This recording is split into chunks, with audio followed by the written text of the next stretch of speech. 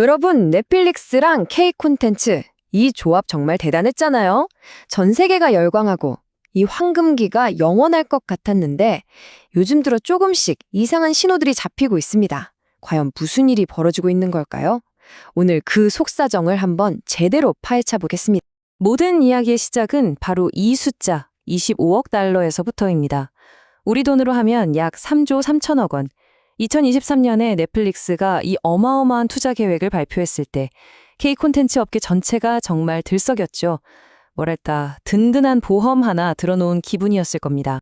그런데 바로 여기서 우리가 진짜 중요한 질문을 해야 합니다. 이 막대한 투자가 마무리되는 시점이 2026년이거든요.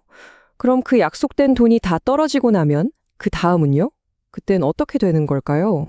이 질문에 대한 힌트는 바로 넷플릭스의 새로운 아시아 전략에서 찾을 수 있습니다. 우리가 알던 그 넷플릭스가 아니에요. 아예 게임의 룰을 바꾸는 근본적인 변화가 이미 시작됐습니다. 넷플릭스의 새 전력, 그 핵심은 바로 소지역 거점이라는 건데요. 이게 뭐냐면 예전처럼 한국 콘텐츠 하나 만들어서 아시아 전역에 쩍 푸는 방식이 아니라는 겁니다.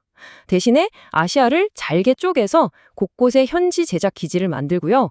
그 기지를 중심으로 문화가 비슷한 주변 몇 개 나라만 딱 묶어서 집중 공략하는 거죠.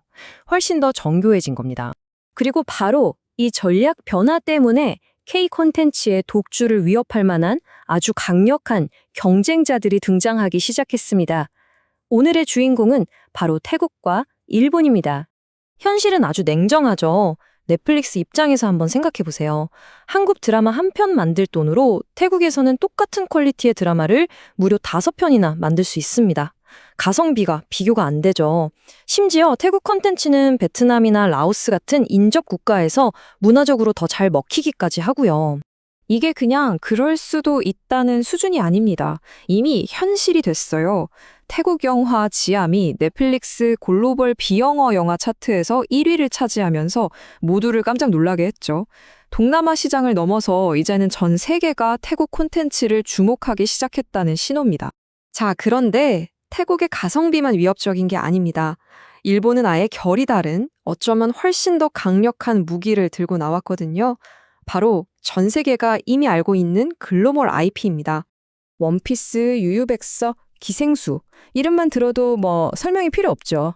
전 세계에 이미 엄청난 팬덤을 확보한 작품들이잖아요. 넷플릭스 입장에서는 이건 실패할 확률이 거의 없는 흥행 보증수표나 마찬가지입니다. 실제로 라스트 사무라이 스탠딩이 글로벌 1위를 하면서 그 힘을 제대로 보여줬고요. 자, 이렇게 한쪽에선 태국이 가성비로 치고 올라오고 다른 한쪽에선 일본이 막강한 IP로 밀고 들어오는 상황. 그럼 K 콘텐츠는 지금 어떤 딜레마에 빠져 있는 걸까요? 핵심은 이겁니다. 한마디로 샌드위치 신세가 된 거죠. 북미 시장에 비하면 이제 제작비가 싸다고 말할 수도 없고요. 반대로 태국 같은 동남아를 비교하면 너무 비싸요. K 콘텐츠의 가장 큰 무기였던 가성비가 사라져버린 겁니다. 설상가상으로 기댈 곳이었던 국내 시장마저 꽁꽁 얼어붙고 있습니다. 방송사나 투자사들이 전부 허리띠를 졸라매기 시작하면서 K 콘텐츠 제작사들은 이제 좋든 싫든 넷플릭스만 바라봐야 하는 아주 위험한 상황에 놓이게 된 거죠. 하지만 진짜 위기는 경쟁이나 비용 같은 외부 요인에만 있는 게 아닙니다. 더 깊이 들여다보면 우리 K 콘텐츠 산업 내부에 아주 고질적인 구조적 문제가 자리 잡고 있거든요. 이 문구가 보여주는 현실이 참 뼈아픕니다. 가상의 영화 K-POP 데몬 헌터스가 K-컬처의 힘으로 1조 4천억 원이라는 엄청난 돈을 벌어들였는데 정작 그 수익의 대부분이 우리 산업계로는 거의 돌아오지 않았다는 거죠. 이게 어떻게 된 일일까요? 바로 이 기형적인 산업 구조 때문입니다. 보세요. 88.6%.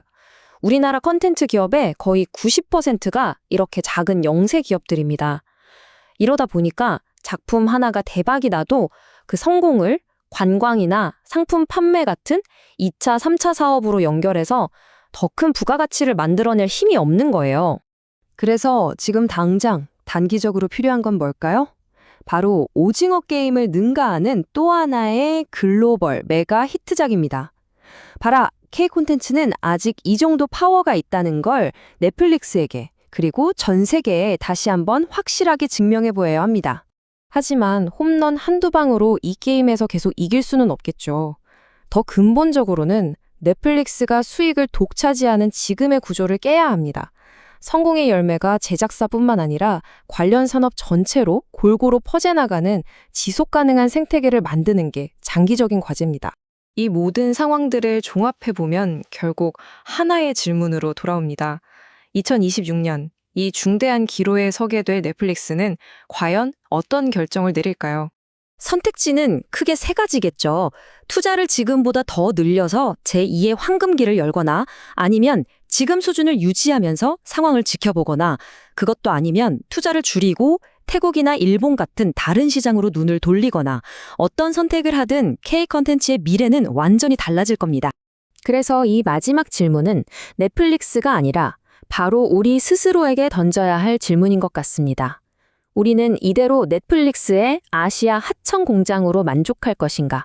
아니면 이 위기를 발판 삼아서 누구도 넘볼 수 없는 진정한 글로벌 컨텐츠 강국으로 도약할 것인가? 선택의 시간은 바로 지금부터입니다.